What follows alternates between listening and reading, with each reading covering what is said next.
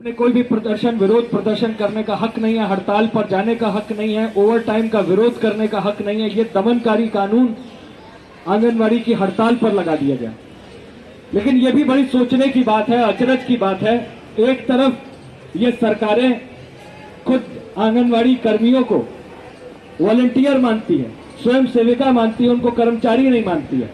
लेकिन जब एस्मा लगाना हुआ तो एस्मा जो कर्मचारियों के ऊपर लगता है, उनके ऊपर यह कानून लगाकर हड़ताल को प्रतिबंधित कर दिया। इस काले कानून, इस दमनकारी कानून की वजह से Delhi state anganwadi workers and helpers union ने तात्कालिक तौर पर हड़ताल को स्थगित करने का फैसला किया है और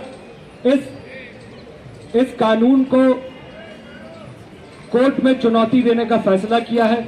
उसके लिए तैयारी आज चल रही है।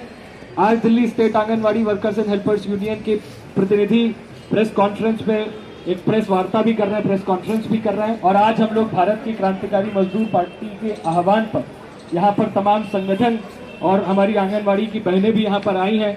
इस दमनकारी कानून के खिलाफ, इस कदम के खिलाफ हम लोग आज यहाँ अपना विरोध प्रदर्शन दर्ज करने के लिए आए हैं।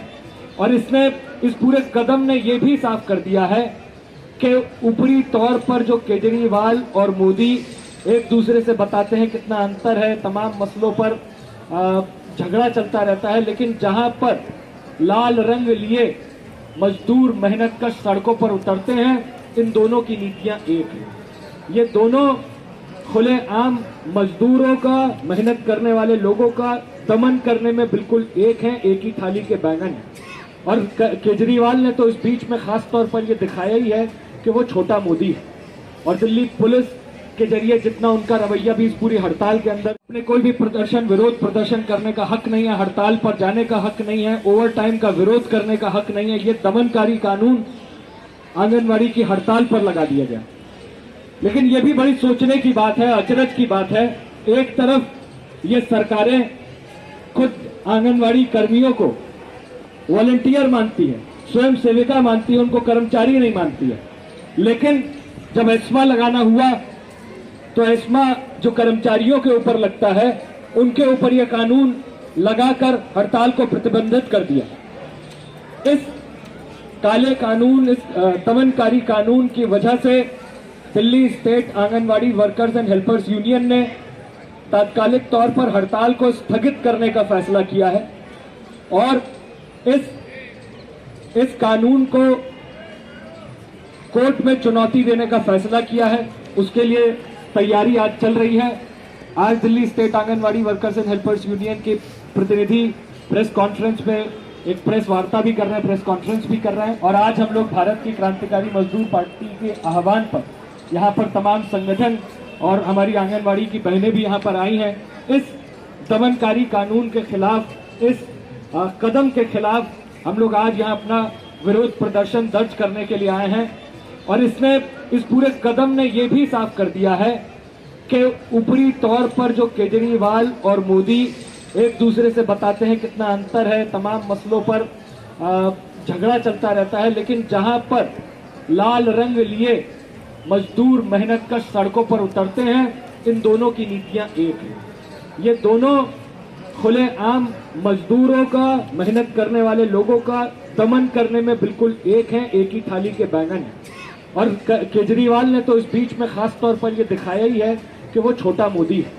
और दिल्ली पुलिस के जरिए जितना उनका रवैया भी इस पूरी हड़ताल के अंदर, स्टेट आंगनवाड़ी वर्कर्स और हेल्पर्स यूनियन, भारत की क्रांतिकारी मजदूर पार्टी, बिगुल मजदूर दस्ता और कई अन्य जन संगठन यहाँ जंतर मंतर पर इकट्ठा हुए थे ताकि जो एस्मा का कानून पिछले 38 दिनों से आंगनवाड़ी महिलाओं का जो संघर्ष चल रहा है उसका दमन करने के लिए एलजी द्वारा लगाया गया है, उसकी खिलाफत करने के लिए, उसका विरोध करने के लिए आज यहाँ कई मजदूर संगठन, कई जन संगठन और दिल्ली स्टेट आंगनवाड़ी वर्कर्स और हेल्पर्स यूनियन के लोग इकट्ठा हुए थे। आपको मालूम है कि दिल्ली में पिछले 38 दिनों से आंगनवाड़ी महिला कर्मियों का शानदार जुझारू संघर्ष जारी था। इस संघर्ष के लिए सरकार किसी भी तरीके से जब इसका दमन नहीं कर पाई तो इन्होंने अपना अंतिम औजार, अंतिम हथियार एस्मा का कानून निकाला, एसेंशियल सर्विसेज मेंटेनेंस एक्ट। सरकार का ये कहना है कि दिल्ली की आंगनवाड़ी वर्कर्स और हेल्पर्स की स्ट्राइक की वजह से जो दिल्ली के गरीब बच्चे और महिलाएं हैं उन तक जो न्यूट्रिशन पहुंचना चाहिए वो नहीं पहुंच पा रहा है, उन तक जरूरी सेवाएं नहीं पहुंच पा रही है। लेकिन हमारा सवाल ये है कि सबसे पहले तो दिल्ली की जो 22,000 आंगनवाड़ी महिला कर्मी है वो खुद भी उन्हीं घरों से आती हैं, उन्हीं गरीब बस्तियों, उन्हीं मेहनतकश घरों से आती हैं जिनके घरों में भी भूख की वजह से लोग परेशान हैं, जिनके बच्चे नहीं पढ़ पा रहे हैं, जिनका दवा इलाज नहीं चल पा रहा है। और रही दूसरी बात कि एस्मा का कानून सिर्फ और सिर्फ गवर्नमेंट एम्प्लॉयज यानी कि सरकारी कर्मचारियों पर लगाया जाता है, लेकिन सरकार आज आंगनबाड़ी कर्मियों को वॉलंटियर वर्कर्स कहती है, स्वयं सेविकाएं कहती है। एक तरफ यह हमें स्वयं सेविकाएं कहते हैं और दूसरी तरफ हमारे संघर्ष का दमन करने के लिए हमारे ऊपर एस्मा जैसा कानून लगाते हैं। हम आने वाले दिनों में, हम जल्द ही आने वाले सोमवार को सरकार उपराज्यपाल द्वारा इस एस्मा के कानून को कोर्ट में चैलेंज करेंगे। इसको कोर्ट में ये बात रखेंगे कि अगर आप हमारे ऊपर एस्मा जैसा कानून लगा रहे हो तो आप हमें सरकारी कर्मचारी का दर्जा दो, अगर आप हमारे काम को एकदम आवश्यक सेवाओं में गिन रहे हो तो हमें सरकारी कर्मचारी का दर्जा दो।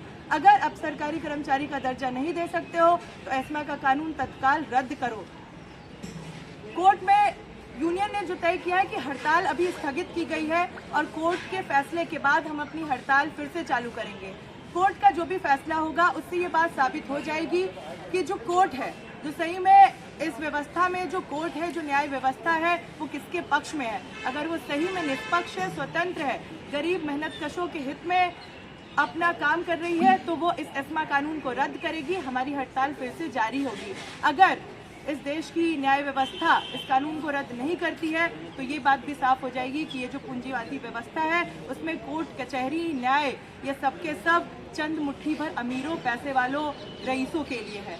तो आने वाले दिनों में कोर्ट का जो भी फैसला होगा हमारी हड़ताल उसके बाद जारी रहेगी। अगर कोर्ट का फैसला हमारे पक्ष में आता है हड़ताल फिर से शुरू होगी। अगर कोर्ट एस्मा के कानून को रद्द नहीं करती है हम इस कानून के खिलाफ जाएंगे, अपनी हड़ताल फिर से जारी रखेंगे। हमारी हड़ताल खत्म हुई है लेकिन आंगनवाड़ी कर्मियों का आंदोलन अभी भी जारी है। आपको बता दें कि आंगनवाड़ी की यूनियन ने ये फैसला लिया है, Delhi state anganwadi workers and helpers union ने ये फैसला लिया है कि आने वाले दिनों में दिल्ली एमसीडी इलेक्शंस में आम आदमी पार्टी, बीजेपी का टोटल बायकॉट होगा। जो दिल्ली की 22,000 आंगनवाड़ी महिला कर्मी हैं वो न सिर्फ इन पार्टियों की वोट बंदी करेंगी बल्कि इनके प्रतिनिधि